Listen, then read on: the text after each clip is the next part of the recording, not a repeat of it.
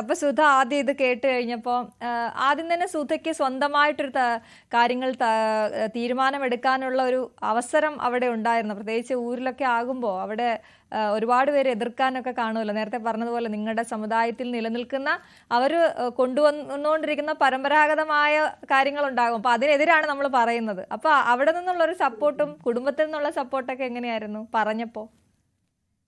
ഇത് നമ്മള് മോഡലിംഗ് എന്ന് വെച്ചാൽ അമ്മയ്ക്ക് അറിയത്തില്ല, അച്ഛനും അറിയത്തില്ല.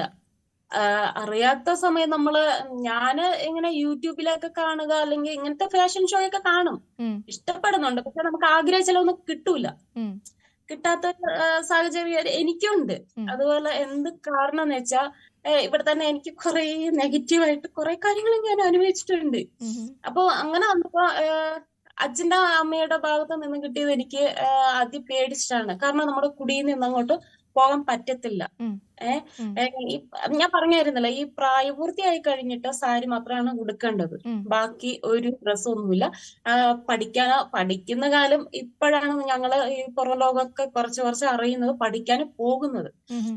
ഇപ്പൊ ഇതിനകത്ത് പിള്ളേര് പോകുന്നുണ്ട്, കോളേജിലൊക്കെ പഠിക്കാൻ പോകുന്നുണ്ട്, അങ്ങനെയൊക്കെ ചെയ്യുന്നുണ്ട്. പക്ഷെ അച്ഛന്റെ അമ്മയുടെ ഭാഗത്ത് നിന്ന് ഒരു പേടി ഉണ്ടായിരുന്നു. ഈ മോഡലിംഗ് ഒക്കെ പോകുമ്പോഴേ നമ്മുടെ കുടിയിലുള്ള ആൾക്കാരെ എന്ത് വിചാരിക്കും എന്ന് അറിയത്തില്ല അവർക്ക്. അങ്ങനത്തെ പക്ഷം വന്നപ്പം അച്ഛനമ്മയെ ഞാന് കുറച്ച് കാര്യങ്ങളൊക്കെ സംസാരിച്ച് മനസ്സിലാക്കാൻ പറ്റി. പിന്നെ അച്ഛനമ്മയും നമുക്കൊരു ഫുൾ സപ്പോർട്ട് ഉണ്ട്. പക്ഷെ ഞാൻ ഇതുവരെ പ്രോഗ്രാമിൽ പോയി പങ്കെടുത്ത് 2 പ്രോഗ്രാം കഴിഞ്ഞ് വീട്ടിൽ എത്തി. ഇനി ഗ്രാൻഡ് ഫിനാലേക്കാണ് ഞാൻ പോണത്. അപ്പൊ ഈ വീഡിയോ കാര്യങ്ങളൊക്കെ ഞങ്ങൾ ഇവിടെ തന്നെ എടുത്ത് സംസാരിക്കുകയൊക്കെ ചെയ്തു. പക്ഷെ നമ്മള് മീഡിയയിലൊക്കെ കുറെ കാര്യങ്ങൾ വന്നപ്പോ നമ്മുടെ കുടിയിൽ ഇതുവരെയായിട്ട് ആരും പറഞ്ഞിട്ടില്ല. ഇപ്പം ഇന്നലെ മുതൽ ഇച്ചിരി കാര്യങ്ങളൊക്കെ പറയുന്നുണ്ട്, ഓക്കെ കുഴപ്പമില്ലാന്നൊക്കെ പറയുന്നുണ്ട്. ബാക്കി മുതുവൻസിലായിട്ട് എല്ലാരും നമ്മുടെ ചുറ്റും മറയൂര്, കാന്തല്ലൂർ ഈ ഭാഗം ഒക്കെ നമ്മൾക്ക് ഭയങ്കര സപ്പോർട്ടാണ് എല്ലാരും. പിന്നെ ഇപ്പം ഫുൾ സപ്പോർട്ട് നമുക്ക് അച്ഛനമ്മയെ ആയതുകൊണ്ടാണ് ഈ വേദിയിൽ നമുക്ക് അങ്ങോട്ട് കടക്കാൻ പറ്റിയത്. അതെ, തീർച്ചയായിട്ടും. അപ്പൊ ആ പോയ സമയത്തുള്ള അനുഭവം, ഇപ്പോ സുധ തന്നെ പറഞ്ഞു സുധയ്ക്ക് റാമ്പ് വാക്കിനെ കുറിച്ചോ അല്ലെങ്കിൽ മോഡലിങ്ങിനെ കുറിച്ചോ ഒന്നും വലിയ ധാരണയില്ലായിരുന്നു. പക്ഷെ ആഗ്രഹം ഉണ്ടായിരുന്നു, നല്ല ഡ്രസ്സ് ചെയ്ത് നടക്കാനും അതിനൊക്കെ വലിയ ആഗ്രഹം ഉണ്ടായിരുന്നു. അപ്പൊ വിചാരിച്ചത് തന്നെയായിരുന്നു അവിടെ സംഭവിച്ചത് എന്നും സുധ പറഞ്ഞു. എന്നാലും ഒരു എക്സ്പീരിയൻസ്, അതിന്റെ ഒരു സന്തോഷം എങ്ങനെയായിരുന്നു ആദ്യം ചെന്നപ്പോ, നമ്മൾ മേക്കപ്പ് ചെയ്യുമ്പോ, നല്ല ഡ്രസ്സ് ഇടുമ്പോ? അത് തീർച്ചയായിട്ടും എന്താ പറയണെന്ന് അറിയത്തില്ല. തീർച്ചയായിട്ടും അതൊരു ഹാപ്പിനെസ് ആണ്. ഞാൻ സാധിക്കാത്തതാണ്. എനിക്ക് മേക്കപ്പ് ചെയ്യുന്നതോ ഡ്രസ്സ് നല്ല നീറ്റായിട്ട് ഇടുന്നതോ ഒന്നും സാധിക്കാത്തതാണ്. ആദ്യമായിട്ട് ഇങ്ങനെ മേക്കപ്പ് ചെയ്ത് മറ്റുള്ള ആൾക്കാർക്കുടെ മുമ്പ് ഞാൻ നിന്നപ്പം എനിക്ക് തന്നെ ഒരു മാറ്റങ്ങൾ തന്ന്, നമുക്ക് സാധിക്കാത്തതൊന്നും സാധിച്ചു കിട്ടി എന്ന് തോന്നി. പിന്നെ ക്രോമിങ്ങിൽ പോയപ്പം ചെറിയൊരു അനുഭവമൊക്കെ ഉണ്ടായിരുന്നു. കാരണം ഞാൻ ഇവിടെ അമ്പലത്തിൽ ഒരു ചെറിയൊരു ഉത്സവമൊക്കെ ഉണ്ടായിരുന്നു. ഈ ആഴി ഇറങ്ങുക എന്നൊക്കെ പറയുന്നുള്ളൂ. അത് തീയിലൊക്കെ ചവിട്ടിയാണ് ആ നോമ്പ് കഴിയുന്നത്. അപ്പോ 2 മാസത്തേക്ക് ഞാൻ വ്രതമായിരുന്നു. ചെരുപ്പിട്ടില്ല, മേക്കപ്പ് ഒന്നും ചെയ്തിട്ടില്ല. ആ സമയമാണ് എനിക്ക് മെയ് 12-ാം തീയതിക്ക് ഇവിടെ ക്രോമിംഗ് ഉണ്ട്, ട്രെയിനിങ് ഉണ്ട് എന്നൊക്കെ പറഞ്ഞപ്പോ ഫോൺ വിളിച്ചത് അറോറ ഫിലിം ടീം. അപ്പം എനിക്ക് നോമ്പ് അന്നത്തെ നൈറ്റ് ആയിരുന്നു. അപ്പൊ നൈറ്റ് കഴിഞ്ഞിട്ട് അങ്ങോട്ട് പോകാൻ പറ്റത്തുള്ളൂ. പക്ഷെ 12-ാം തീയതിക്ക് തന്നെ കൃത്യസമയമായിരുന്നു. ട്രെയിനിങ് അന്നേ ദിവസം, പ്രോഗ്രാമും അന്നേ ദിവസം ആയിരുന്നുകൊണ്ട് എനിക്ക് ഭയങ്കര ഒരു സങ്കടം തോന്നി. കാരണം ഞാൻ ആഗ്രഹിച്ചതാണ് ഈ പ്രോഗ്രാം. വലിയൊരു എനിക്ക് ജീവൻ കിട്ടിയതുപോലെ ഒരു ഫീലാണ് ഈ പ്രോഗ്രാം എനിക്ക് കിട്ടിയത്.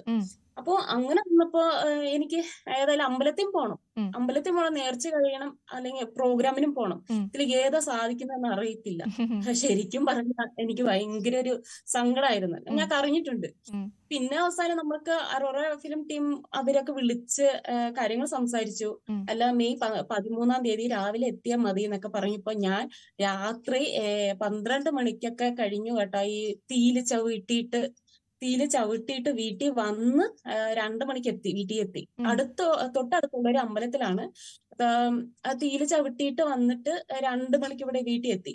പിന്നെ 3 മണിക്ക് വീട്ടിൽ നിന്ന് ഇറങ്ങി അങ്ങോട്ട് ട്രെയിനിങ് പോയി. അപ്പോ വലിയൊരു ഹീറ്റ്സ് ഇട്ടിട്ടാണ് ഞാൻ ട്രെയിനിങ് ചെയ്തത്. പെട്ടെന്ന് ഒരു എന്താ പറയണെന്ന് അറിയത്തില്ല. എല്ലാ സങ്കടങ്ങളും, കുറെ സങ്കടങ്ങളൊക്കെ എന്റെ ലൈഫിൽ നടന്നതാണ്. പെട്ടെന്ന് ഇങ്ങനെ തീരെ ചവിട്ടിയിട്ട് വന്നിട്ട് ഒരു ഹീൽസ് ഇട്ടിട്ട് നിൽക്കുക എന്നൊക്കെ പറഞ്ഞപ്പം എന്നെ കൊണ്ട് സാധിക്കും, ഇനി സാധിക്കും എന്നൊക്കെ ഒരു ഉറപ്പ് എനിക്ക് തന്നെ വന്ന്. പിന്നെയാണ് നമ്മള് ഏതായാലും നമ്മള് മനുഷ്യനല്ലേ, ശ്രമിക്കാത്തത് ഒന്നുമില്ല ലോകത്ത്. അതാണ് ഏറ്റവും വലിയൊരു കാര്യം. അന്ന് തന്നെ എനിക്ക് ഞാൻ ഇതിന് 1 കൊല്ലത്തിന് മുമ്പൊക്കെ ഞാൻ ജനിച്ചതിന് ഞാന് എന്തിനാണ് ഞാൻ ജനിച്ച ഈ ഭൂലോകത്തെന്നൊക്കെ വിചാരിച്ചിട്ടുണ്ട്.